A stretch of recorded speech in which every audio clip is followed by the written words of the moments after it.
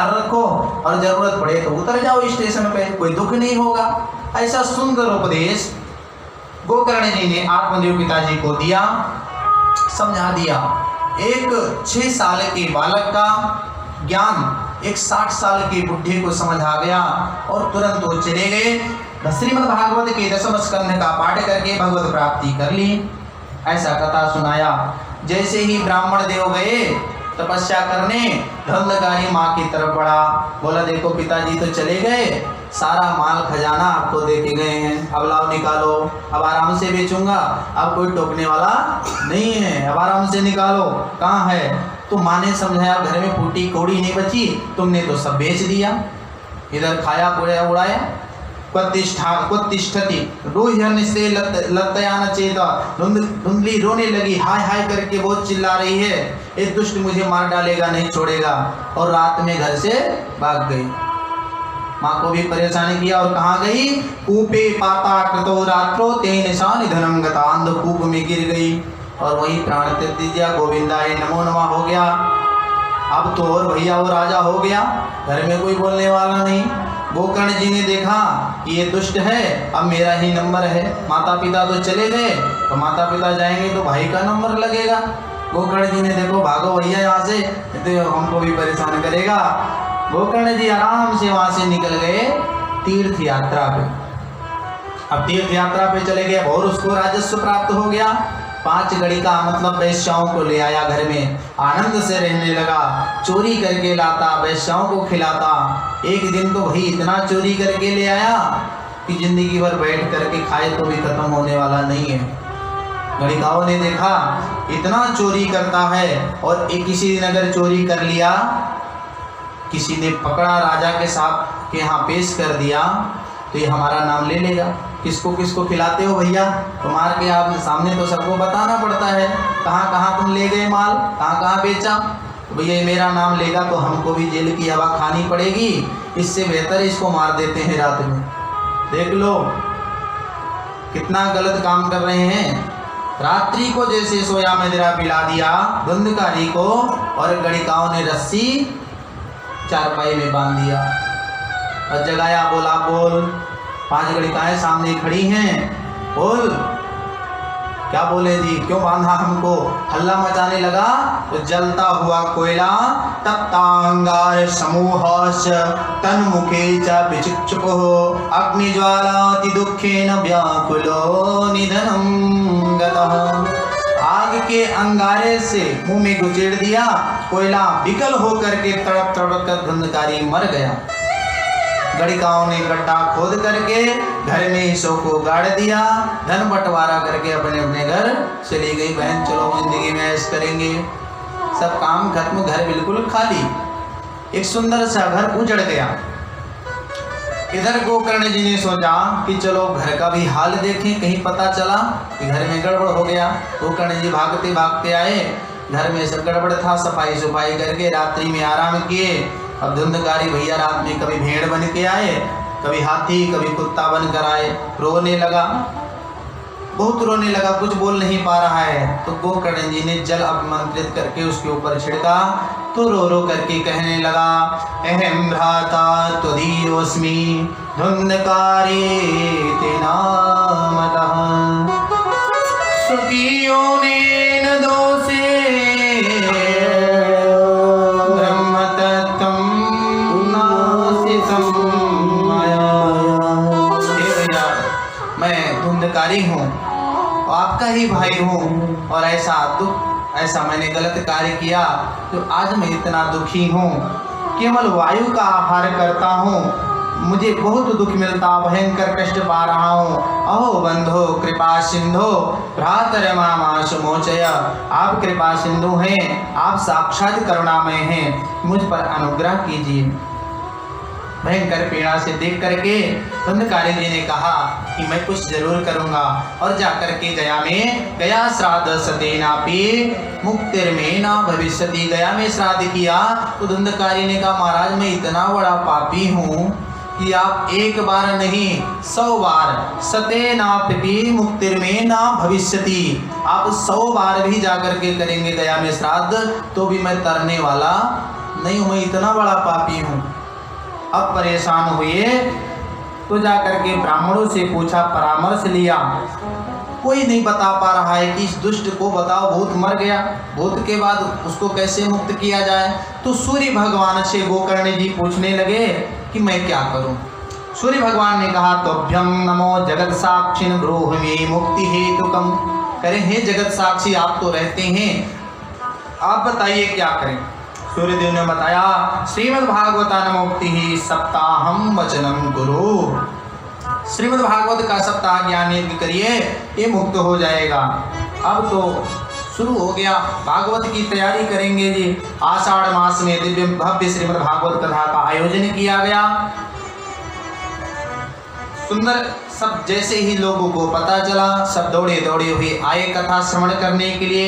वैष्णव्यम ब्राह्मणभ्यम मुख्यम श्रोत्रम परिकल्पय सह। उसी समय धुंधकारी एक 7 गांठ के बास में आकर के बैठ गया। जन समुदाय कथा सुन रही है। वहाँ 7 दिन तक कथा चली, दिव्य भव्य कथा हुई। एवं 7 दिनश्चैव सप्त ग्रंथि विवेदनम। एक एक करके 7 दिन में 7 ग्रंथियां फट गई। धंधकारी प्रकट हुआ। दिव्य रूप धरो जातसु तुलसी दाम मंडितः पीतवास घनश्याम मुकुटी कुंडलवान्वितः। 4 भुजाएं हैं। श्यामा के दिव्य रूप में प्रसन्न होकर के रथ में बैठ गया। सुंदर रथ आया दिव्य भव्य, उसमें बैठ करके और भागवत की बहुत वंदना की। धन्या भागवती वार्ता प्रेत पीड़ा निवासिनी सप्ताहो वितता धन्या कृष्ण लोक फलप्रदाः। बहुत प्रकार से वंदना किया, चल दिया। अब भगवत पार्षद जी से गोकर्ण जी पूछा, सुनो सुनो सुनो सुनो, ये विमान लेकर के आए हो और आप इतने श्रोता बैठे थे, एक को ले जा रहे हो, बाकी सबको कैसे भैया छोड़ के जा रहे हो। अत्रैव बहवः सन्ति श्रोतारो मम निर्मलः अदीनाति विमानेन तेषां युगपतः। आप सबको क्यों नहीं ले जा रहे हो।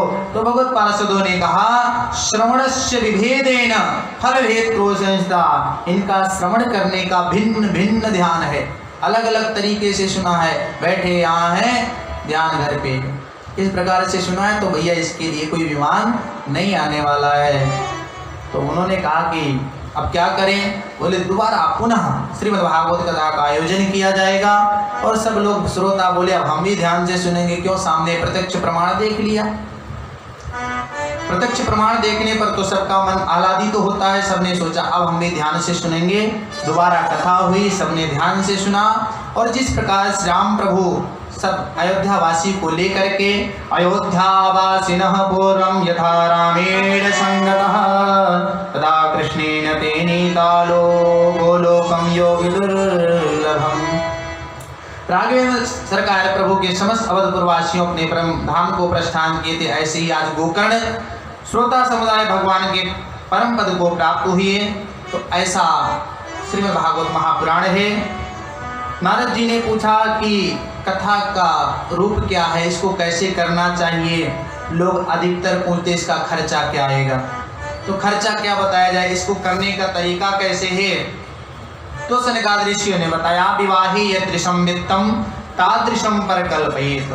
जैसे कन्या का विवाह करते हैं तो हमें पता नहीं होता कि मतलब इसमें कितना खर्चा आ जाएगा, कोई कह नहीं सकता, अपनी अपनी क्षमता के हिसाब से करते हैं। उसी प्रकार श्रीमद् भागवत कथा का आयोजन करना चाहिए। वक्ता कैसा होना चाहिए, विरक्तो वैष्णव विप्रो वेद शास्त्र विशुद्धश्चित दृष्टांत कुशलो धीरो वक्ता कार्यो तत्प्रहा। विरक्त होना चाहिए, विप्र होना चाहिए, वेद शास्त्र का ज्ञाता होना चाहिए, दृष्टांत देने में कुशल होना चाहिए। जैसे किताब पढ़ते हुए संस्कृत का मूल पाठ पंडित जी कर रहे हैं, अभी करते चले जाएं तो किसी को समझ नहीं आएगा। इसलिए दृष्टांत जो सामाजिक तौर पर समझा के कथा कहने वाला हो, उसको कथा पर व्यास स्वरूप बिठा करके कथा सुनना चाहिए। भोजन में थोड़ा आहार लेना चाहिए। अगर बीमार पड़ जाते हैं तो कोई ज़रूरी नहीं है कि व्रत रखा जाए, आप आराम से कथा वैसे भी सुन सकते हैं। कीर्तन ज़्यादा से ज़्यादा कहना चाहिए। ऐसा जैसे ही सनकादिक ऋषियों ने कहा, कीर्तन शुरू हो गया। ये नारद जी ने अपनी बीड़ा को संभाल लिया। जितने श्रोता समुदाय भक्तजन बैठे थे, किसी के पास कुछ नहीं था, तो करतल ध्वनि करने लगे। प्रहलाद जी ताली बजाने लगे, उद्धव जी ने मंजीरा संभाल लिया, देवर्षि नारद जी ने बीड़ा पर मालकोस का राग छेड़ दिया। अर्जुन बड़े ही संगीताचार्य थे, उन्होंने उसी राग रागनी में आलाप करना प्रारंभ कर दिया। देवराज इंद्र ने मृदंग पर थाप देना शुरू कर दिया। सनकादियों ने बीच में जय हो बलिहारी बलिहारी कहकर संगीताचार्यों का उत्साहवर्धन किया। श्री सनकादि मुनि सबका अनुमोदन कर रहे हैं। उसी क्षण श्रोता समुदायों के मध्य में व्यास नंदन भगवान सुखदेव जी प्रकट हुए। श्रीमद् भागवत कथा के श्लोकों में मधुर कंठ से गुनगुनाते हुए आनंद में झूमने लगे। अद्भुत अलौकिक संकीर्तन होने लगा। संगीत के 3 अंग हैं, गायन, वादन और नृत्य। गायन और वादन नृत्य, इसके साथ संकीर्तन शुरू हो गया। जय जय राधे हे गोपाल नंदलाल, हे गोपाल नंदलाल, हे गोपाल नंदलाल, हे गोपाल नंदलाल, हे गोपाल नंदलाल, हे गोपाल नंदलाल, हे गोपाल नंदलाल, हे गोपाल गोविंद गोविंद गोपाल नंदलाल, कृष्ण गोविंद गोविंद हे गोपाल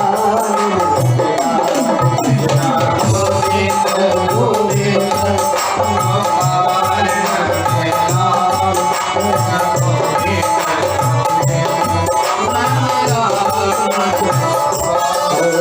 गोपाल नंदलाल, हे गोपाल नंदलाल, हे गोपाल नंदलाल, हे गोपाल नंदलाल, हे गोपाल नंदलाल, हे गोपाल नंदलाल, हे गोपाल